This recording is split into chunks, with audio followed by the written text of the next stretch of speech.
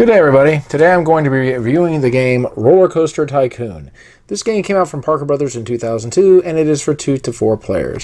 Now, this game is based off the popular computer sim game of the day, and the object of this game is you're going to be trying to get the most amount of guest points by having guests either visit your rides or visit the rides of your opponents and try to get some guest points that way. So let's show you Roller Coaster Tycoon.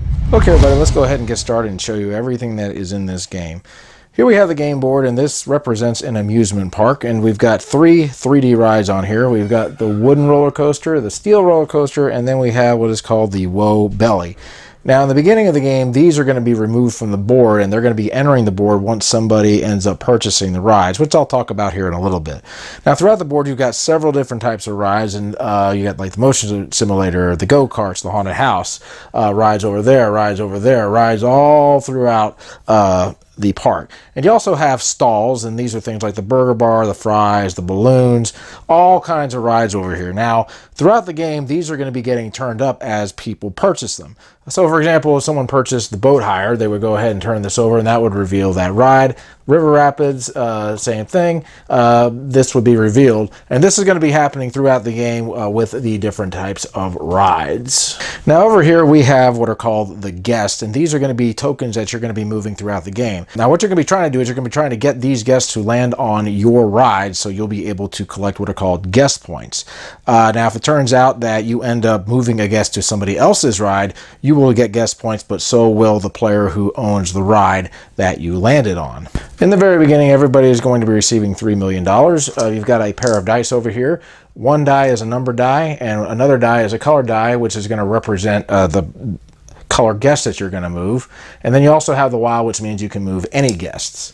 You've got 2 different decks of cards over here. You've got the event card, which you're going to be drawing first, and then you also have the attraction card, and the event cards are going to be revealing these different cards in auctions. And what you're going to be doing is you're going to be bidding on these different rides. Now, right over here in the very beginning, you're going to have a choice as to whether or not you want to hire the mechanic, the handyman, or both of them.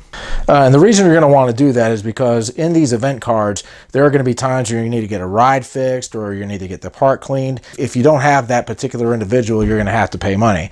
So in the very beginning, you'll have an opportunity to purchase the rights to them. And depending on how many players it is, for 2 players, it's $400,000 each.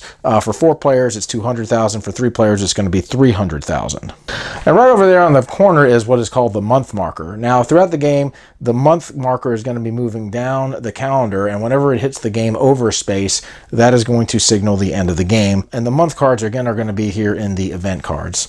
Now, here are the guest points. So you're going to be handing these throughout the game. Anytime you are able to successfully get a guest on a ride that you own or somebody else owns on your turn. And you also have these player markers, and these are going to represent you, and you're going to place these over the rides that you have purchased. So, and there's little spaces over here that are going to represent where they go. So if you were purple and you got the go-karts, you would just simply put the marker over there and then turn the go-kart thing over like so. So here are the attraction cards. All of the rides that are represented are going to be in here, and these are going to be getting revealed throughout the game. And I'll go ahead and show you the different types of event cards that are in here. Here's one that says advance 1 month. This is going to move the month marker down 1, and all players are going to collect money on this particular one. Then you'll draw another event card. Here is the other one. This one advances the month, but this also has the handyman here.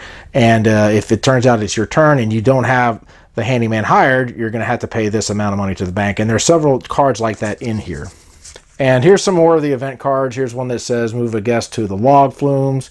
Here's another one that says you may move any 3 guests to any restroom. All players collect $500,000. Several different cards in here. Now, there are 4 different types of auctions that are going to be in this game, and anytime there's an auction, you're going to go ahead and reveal that number of attraction cards, and that's when everybody's going to start to bid on them. Now, in the very beginning of the game, you're going to go ahead and shuffle these, and you're going to deal out 2 of these attraction cards to each player. And what the player is going to do is they're going to go ahead and pay the starting fee for those cards, and then from there, you'll go ahead and start the game. Now, you also have 2 different close signs over here, and they're going to start here in these spaces. If you end up drawing this card, you're going to be able to go ahead and move those signs. Now, you're going to have to move them. What this card is going to do, if you will place this on one of your opponent's rides, and their ride is going to be closed, so they won't be able to collect any guest points. So here are the different types of auctions that are in the game. But you have the regular auction, which what you'll do is you'll just turn over one of these cards here, and then everybody's going to go ahead and bid on it. If you choose not to bid, you can just simply pass. If no one bids on it, you'll get the ride or the stall for free if it is your turn. You'll just simply bid, and whoever ends up winning the bid will go ahead and pay the bank the amount of money that they bid, and they will go ahead and get access to either the stall or the ride. So what they'll do is they'll put the card here, and then they will turn over a particular stall. In this case, it would be this one.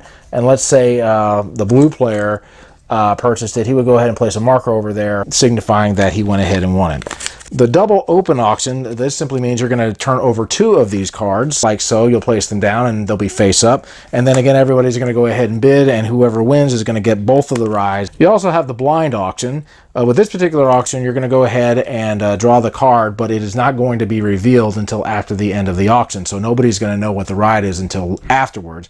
And again, people are going to bid, and whoever wins the auction is going to go ahead and get the ride. And finally, you have the double blind auction. Same as the blind. The only thing is you're going to draw two of these cards and place them face down, and then whoever wins the auction is going to go ahead and get both those rides, and then the rides will go ahead and get revealed. Now what you're going to do on your turn is you're simply going to go ahead and draw an event card, and let's just say there was a double blind auction that got drawn. You will go ahead and in this case, you'll take two of the cards. Everybody will go ahead and bid on them. And let's say the purple player bid $1 million and he went ahead and won. So what he'll do is he'll reveal both the cards. We've got the 3D cinema, and then we also have the drink stall. So he'll pay the money to the bank, and he will go ahead and place his markers on those rides or stalls. So here's the drink stall. He'll reveal that. And then the 3D cinema, which is over here, he will go ahead and place that over there. Now, the next thing he's going to do is he is going to go ahead and roll both of these dice. This represents the color guest he's going to move, which is right over here. And then you'll also move this, which will tell you how many spaces you can move. Now, you can't double back. That's really the only rule. But you can move him left, right, wherever. So let's just say I went ahead and I rolled a blue 4. So let's say I went ahead and I went 1, 2, 3, 4. That would go ahead and be my movement. Now let's say I happen to own the haunted house. I was purple and I happen to own the haunted house. You'll see here that there are two little coins here with the number 1.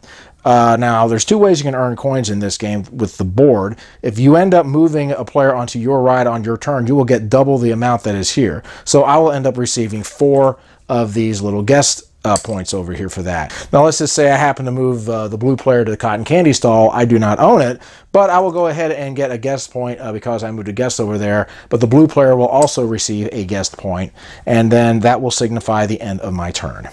And every player is going to basically do this same thing each turn. Now the game is going to end once that month marker goes all the way over here to the game over space. After you reach the game over space, you'll simply do what the event card says. Everybody's going to go ahead and count up their guest points. For every $100,000 that they have, they'll receive 1 guest point. And whoever has the most guest points at the end of the game is going to win. And if it happens to be a tie, the person that has the most amount of attractions is going to win. And that, folks, is Roller Coaster Tycoon. So my final thoughts on Roller Coaster Tycoon. Man, what a neat game. I really like this game a lot.